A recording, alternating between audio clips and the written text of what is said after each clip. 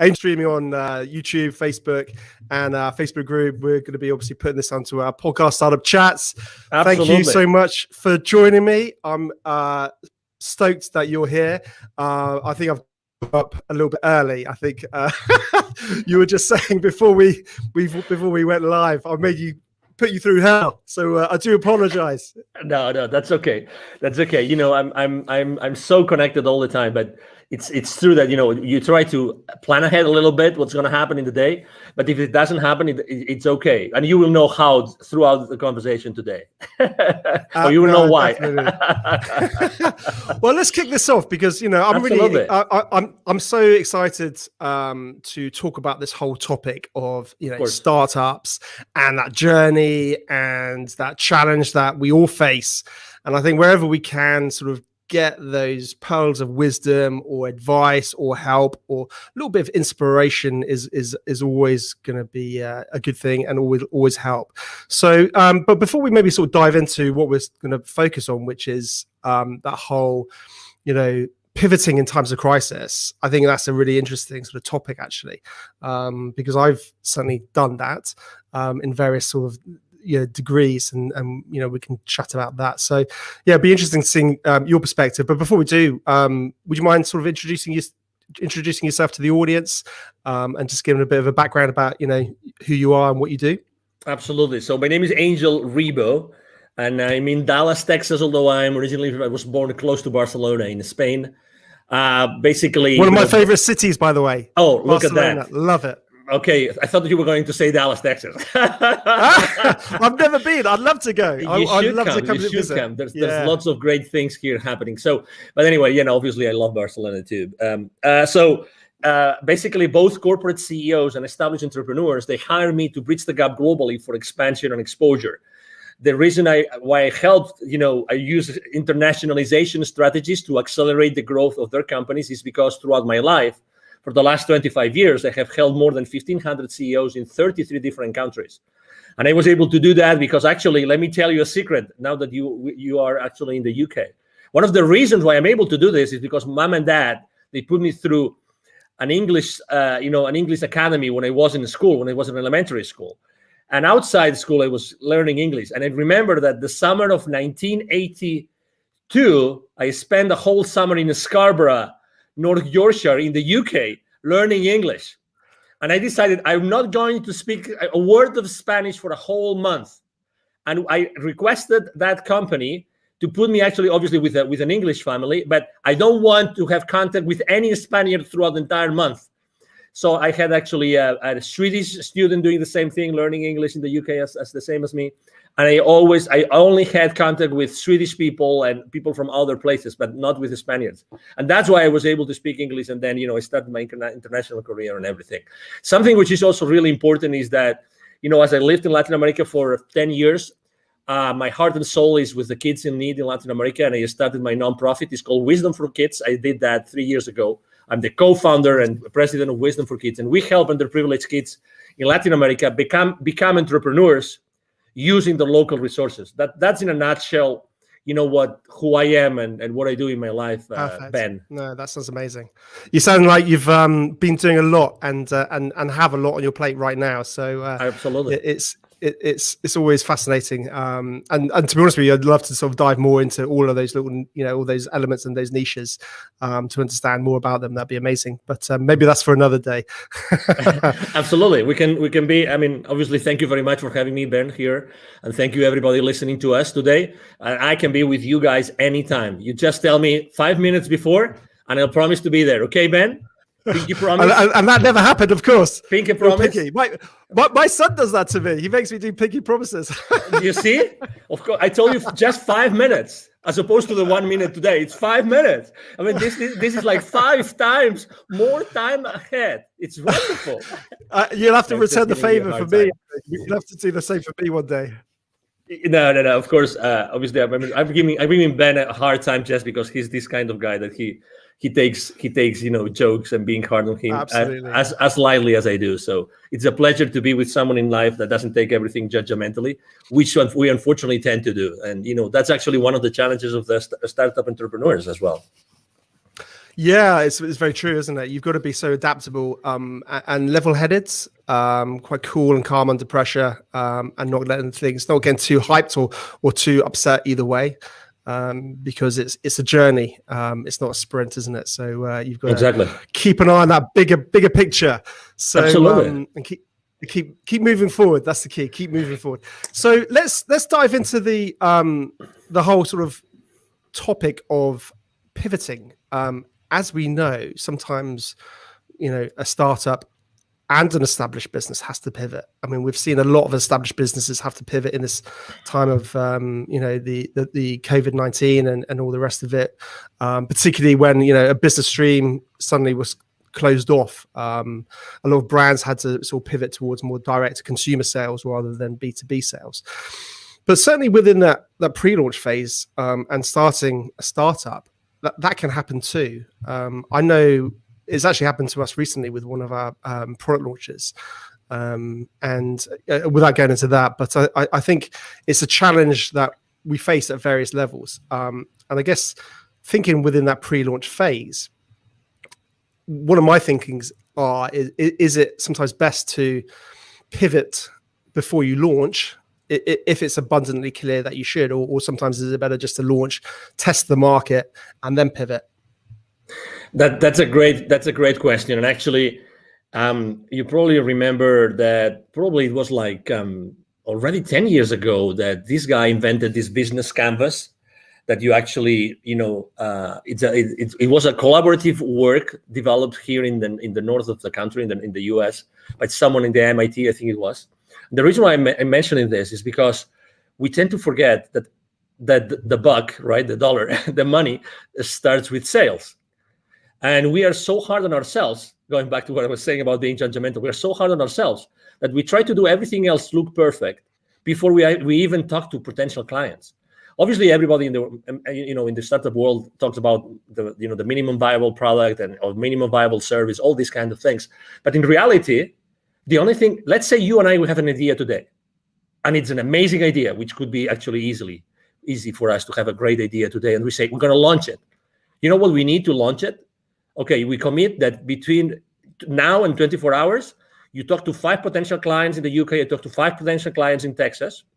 We have 10, let's say only 50% of them show up. We already have market feedback. So I think I'm responding to your question. I'm a big proponent of, if you eventually have to launch something into the market, why don't you start talking to the market? And it doesn't have to be perfect. You have friends, you have former colleagues, you have relatives, you have neighbors, you name it. You go to a store, you go to a coffee shop, you talk to the guy which is serving you, the bartender. You can even ask that person for their feedback about what you want to launch. So to your question, my main business mantra is take imperfect action now. That's me. That's my clients. Take imperfect action now. So definitely, I would reach out to the market first, and then I would start strategizing about what's the best way I can launch or pre-launch my product or my service or my company or my venture. But definitely, I have seen so many people wasting so many hours, so many days, so many months perfecting something before even talking to someone in the market to see if that would fly or not. So that's definitely my response to that.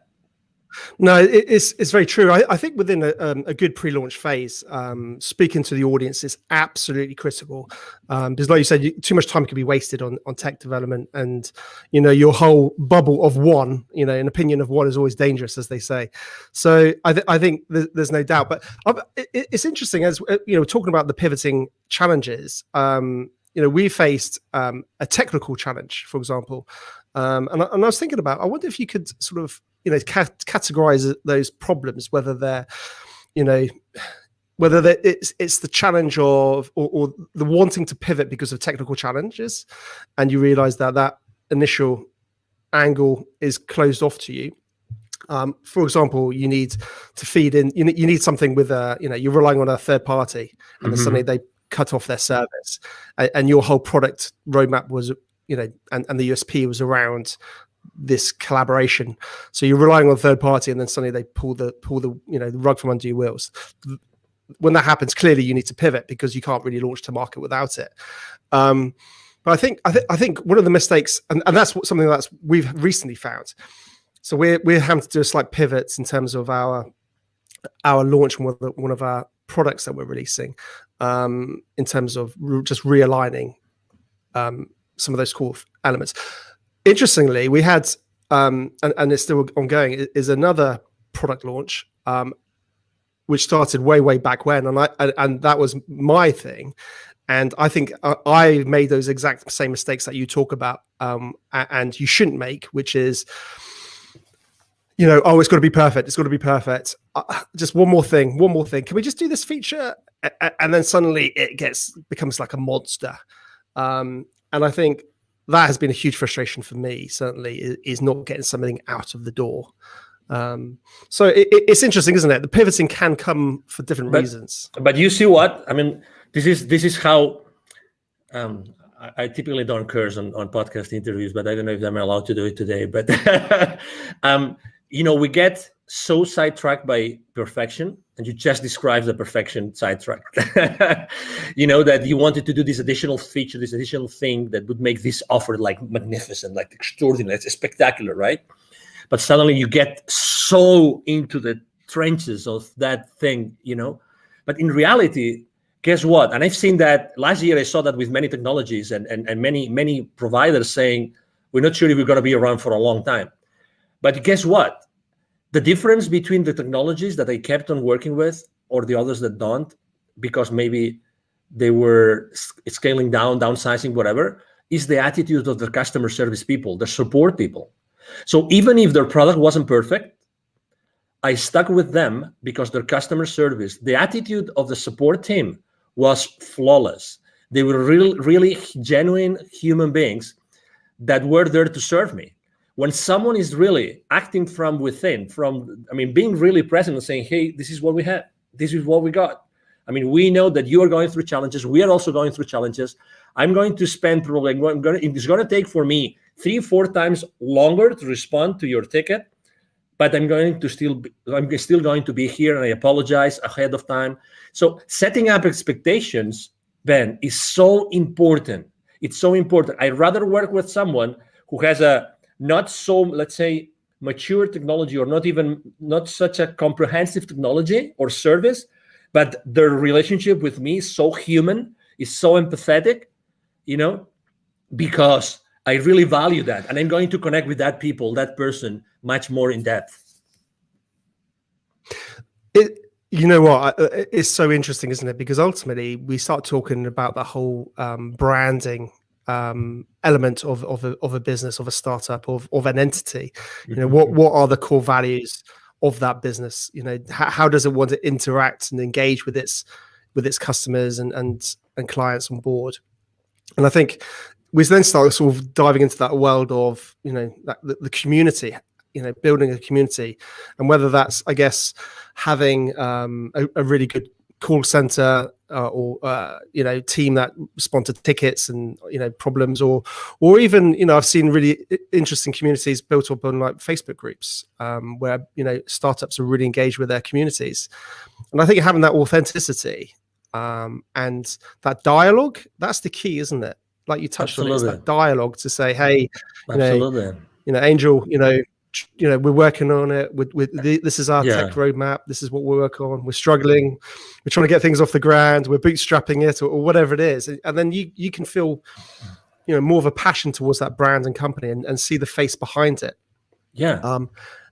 And on its own, actually, if we think about it, that's such a strong, powerful part of planning in any pre-launch phase, but also post-launch, because obviously that's when you've got to deliver effectively.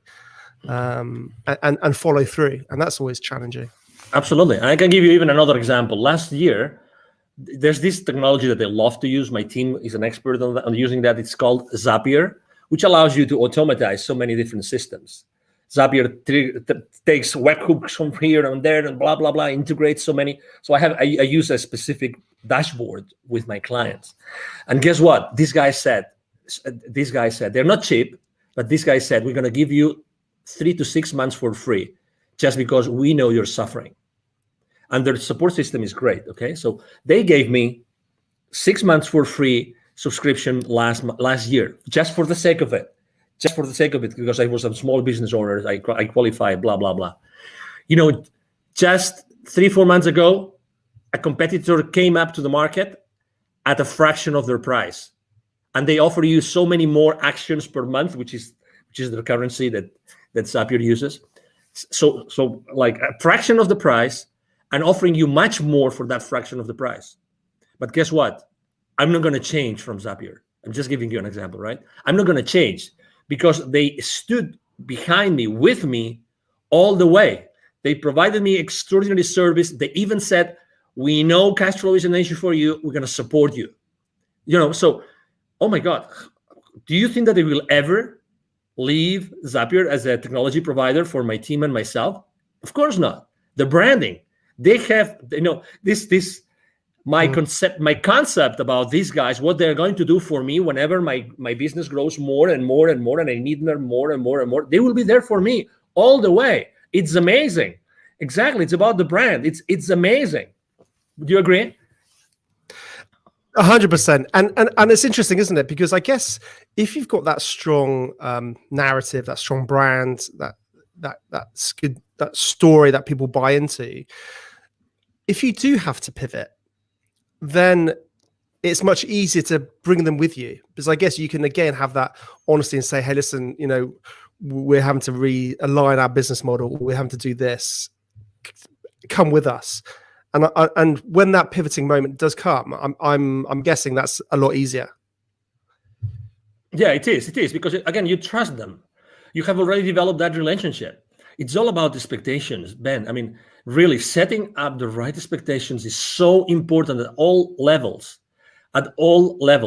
We tend to, there's a concept I use both when I coach personally the CEOs and when I work with in business, when I'm doing business consulting, which is a secret contract. And think about it. This concept of secret contract is just brilliant.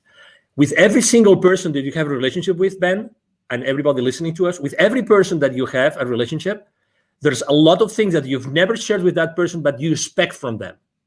You've never spoken about those things, but you expect from these people a certain things. And the other way around. You've never talked about that with them, or they never talked about that with you, but they expect things from you. And that even happens with your business, with your family, with your partner, with your life partner, with your kids, with your father, mother, with your siblings. There's always those things that you expect from them, but you've probably never asked them or talked with them about them. That's why setting expectations is so important in the journey of an entrepreneur, of a startup CEO. Setting the right expectations with everybody, with all your stakeholders, is so important. And just with that, you are building, just with that very simple thing of setting the right expectations, you're starting to build a very strong brand. You will never be in denial. You will never sweep things under the rug, ever. You will always be there because you are very clear on the expectations. That's so important. And it's so easy to do. But in reality, we don't do it. No, it's interesting, and I think you hit the nail on the head, because it also is very similar to just old ways of doing business well. We're talking about digital businesses, online businesses, and all the rest, but it's about doing business well, and it's always been the case. Whenever you're dealing with a client, setting expectations, whether it's timeframes or what you can achieve by when, and being realistic with that rather than over promising. If you can set a realistic expectations and actually over deliver and things like that, it's just simple things, isn't it? But I think what we need to what we need to start thinking about, I guess, as startup founders and all the rest of it, is how we set those expectations in a digital format to the masses, if that makes sense. How do we communicate that? And that might be simple as just, I guess, creating a Facebook group about your business and start talking about it, and then setting those expectations. It's interesting, actually. I've started to sort of observe the technology side of. By the way, I don't want this to get into some crypto sort of video here, because there's plenty of those out there. But it's interesting the technologies behind it, and some of those guys who are leading those technologies. and the way that they build community, and the way that they engage and constantly keep their audience who are interested updated. The one that springs to mind, if I'm honest, is probably I'm going to forget his name. The Cardano founder, Charles Hodgkinson, something like that. I can't remember off the top of my head. And he's constantly sort of talking about Cardano and what they're doing and all the rest of it. And that's when you just think about it for, I guess, your own business or your own startup it's interesting lessons that you can possibly take for yourself post-launch, but equally, I think pre-launch, and start getting a bit of hype behind it before you even go live potentially. When should a business, I guess, not pivot? That's an interesting question. Can businesses pivot too soon? I think that the market speaks. I think that the most important thing is to see if the market is actually moving, is shifting, if the market is asking for different things or not, if the market is still willing to pay for the same products and services or not. That's the question. It's not about us. It's about the market. It's about, is there a new market being created? Is there a new community being created they're going to want specific things? So that's the question. I think that you have to really put the thermometer in the market. You have to have those conversations, those imperfect conversations with your potential clients, and see, hey, will you keep on paying for this? Do you still feel the value? Do you still feel the value in these kind of products? Or right now, what's happening now, what do you think is going to help you go to the next level?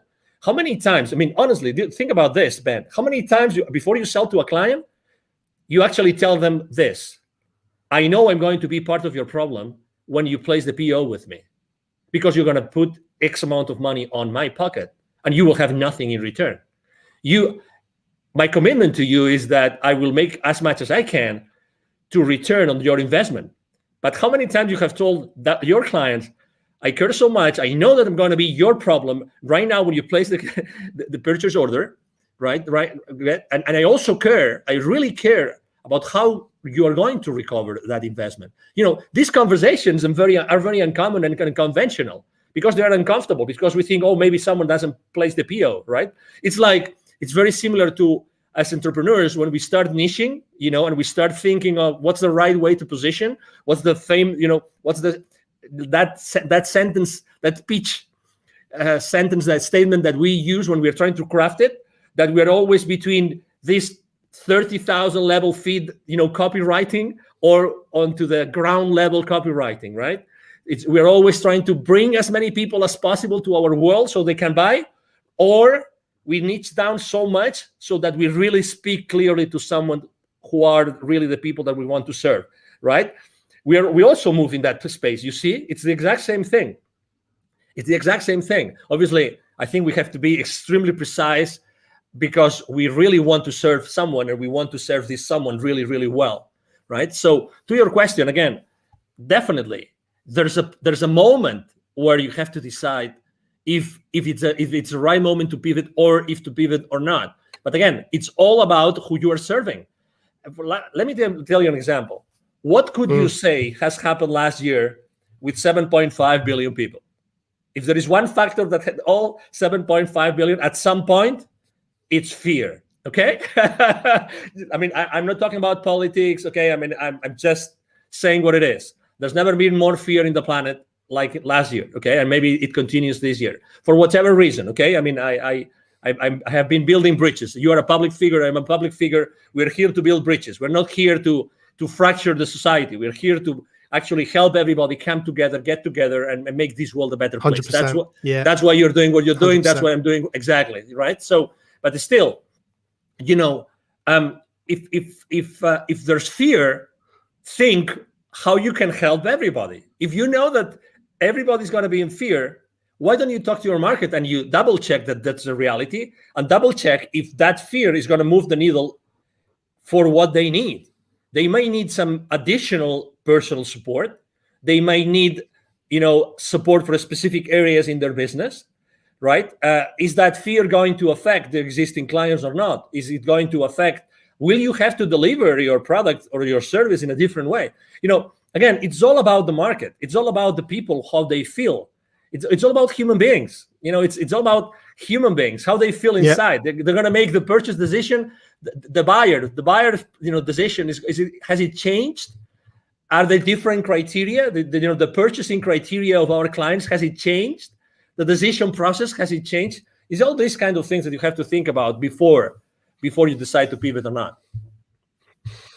Yeah, no, definitely. I mean, that's an interesting point. Has it changed? I mean, ultimately, their buying decision might not have changed, but the way that they buy it may have changed. They might not be able to go into the shop like they used to. So how can you deliver that product or service in a format that they can still access, because they may well still want it? We've seen that, haven't we, with gyms? Gyms have got, people can't go to physical gyms in the UK. I'm not sure what it's like in America, but so people are having to think about, how can I deliver that course online effectively, because those people still want that. And you're 100% right. And I think this goes from pre-launch and carries on continuously forever, is knowing your audience. You touched on that, and listening to your audience. But it's really easy to say that. Well, people think, oh, my audience is everybody. And I think it's so important, and you touched on it. You got to really drill down on who you want to help. And know that market inside out, and that can change. But absolutely. I think have a focus where it is right now. Going back to the is there a right time to pivot? It's interesting because, as I completely agree with everything you're saying, but part of me also wonders whether you can be too soon. You can be an innovator, and you could be creating something that the market's never seen.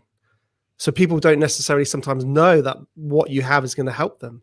And that's an interesting challenge.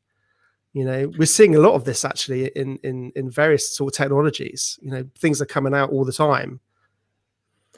But you might not get that initial traction. I agree.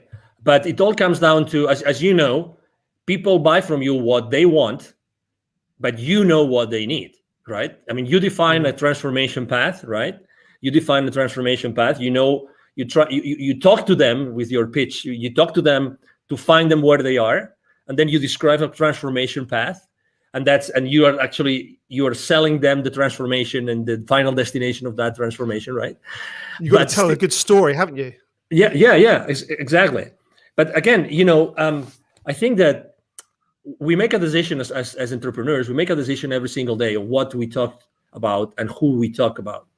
At the end of the day, if you are able to describe that transformation, they might not know. They know what they want, but they don't know what they need. So you're still able to sell to them what they need if you are able to position it as what they want.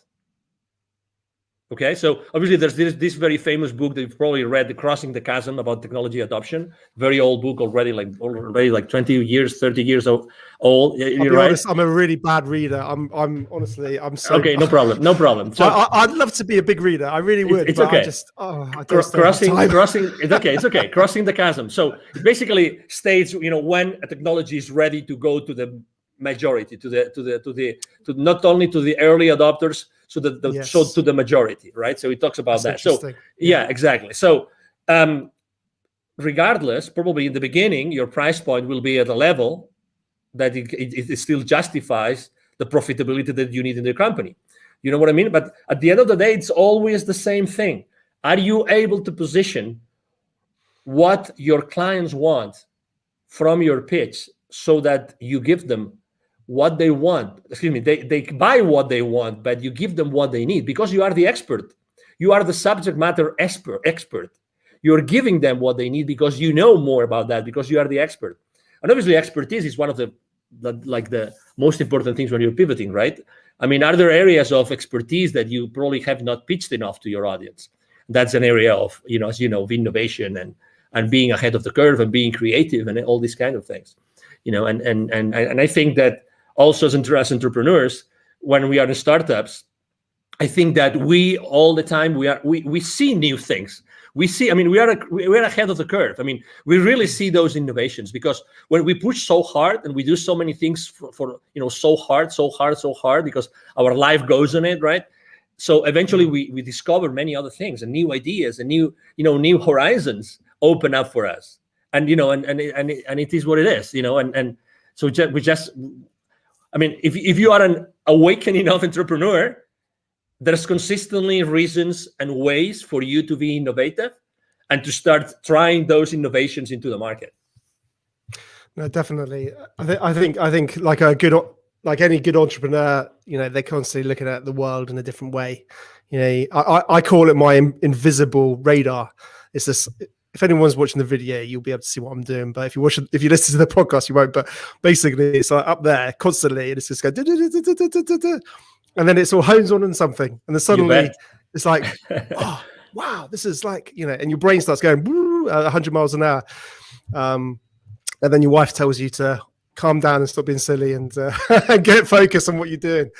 Exactly, because it's always challenging, isn't it? It's getting pulled too far in too many different directions. Absolutely.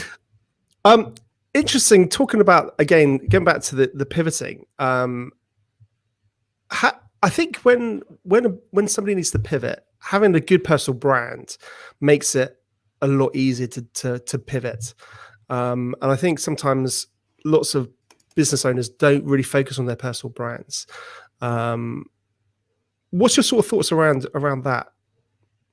Well, I think there's two. This is a two-way street, right? Because you want to have a very strong personal brand, but at the same time, you don't want to be the main constraint on your business, right? So you have to be careful, okay? Because you obviously want to have a whole, system, people that will support you in delivering all that, okay? So the personal brand is very important, but also make sure that in the delivery of your products and services, you are not a constraint. So that's the number one thing. Do I believe in like having a very strong personal brand? Absolutely. And it's much easier to build than what people think. I'm blessed enough to have been invited to your podcast, Ben, today, and I have probably 3 or 4 more today. I'm there's a lot of people reaching out to me. I'm really extremely blessed that happens.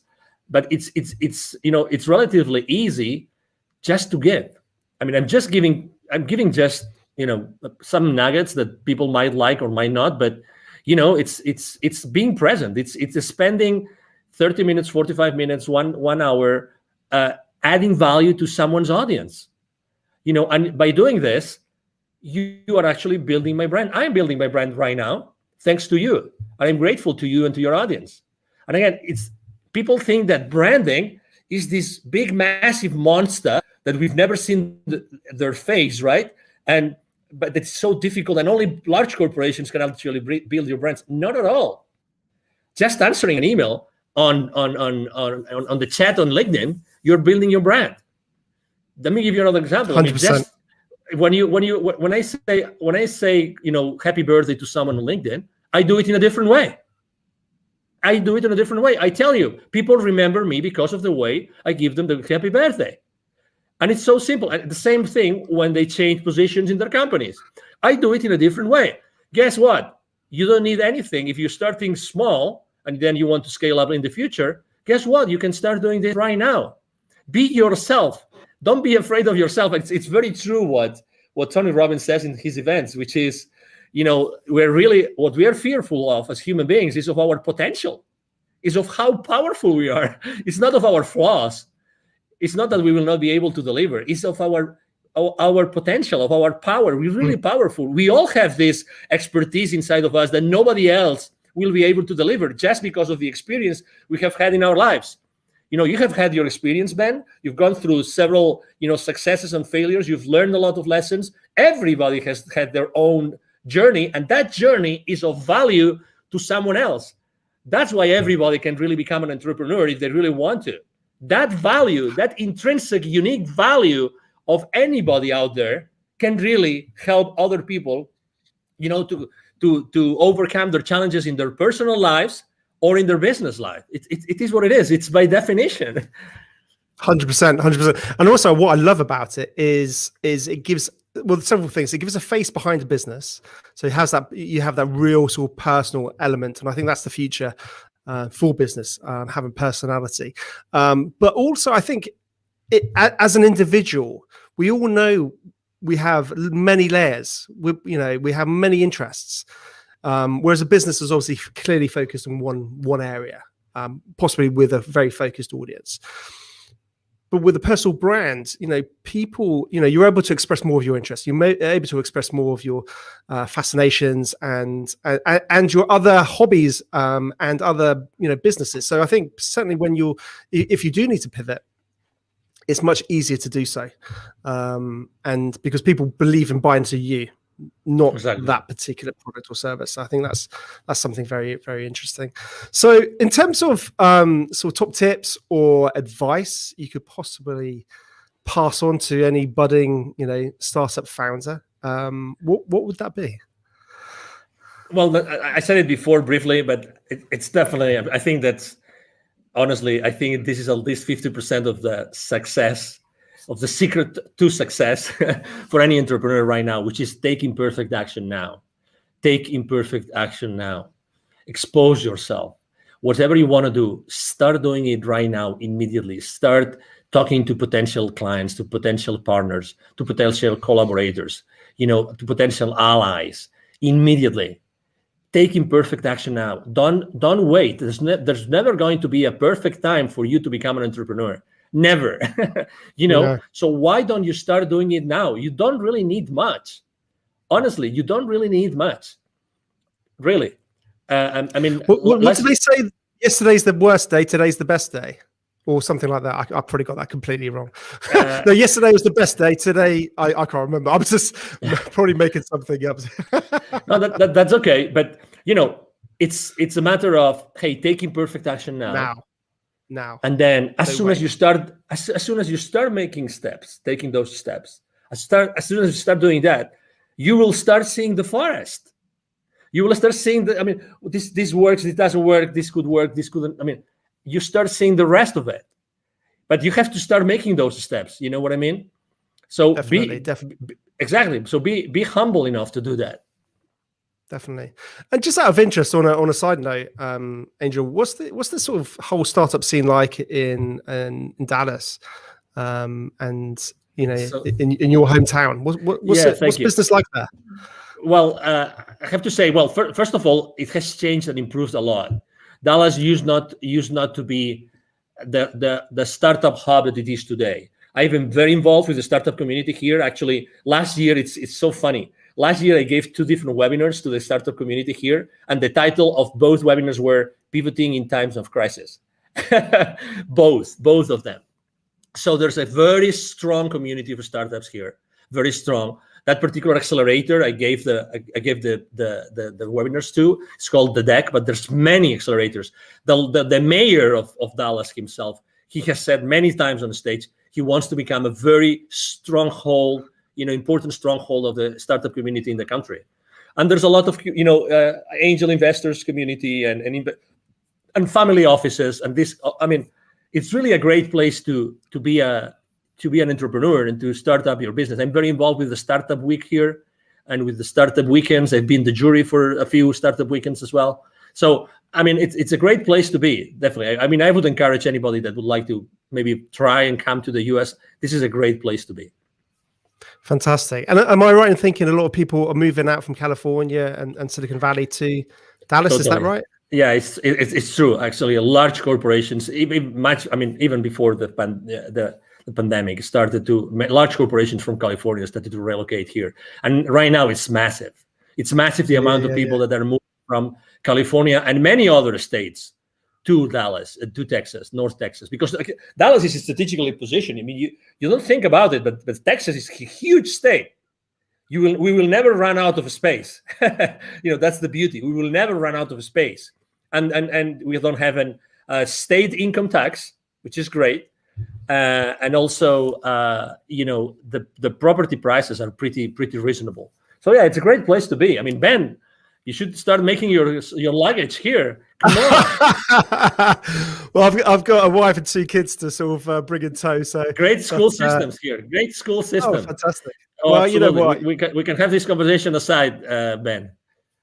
Well, it'd be great one day, definitely. I think in my dream one day, I really want to make sure I get to meet, like you in the real world, and all my guests, because I think it's it's very easy for us to just do it virtually, and that's fantastic. But I think if we can actually try and do that, like down the pub and have a beer, that's where, relationships can get built and go further. And I think, digital and what we can do now is amazing. But I think if we can get that, carry on with that social element into the real world, I think it gets even more powerful.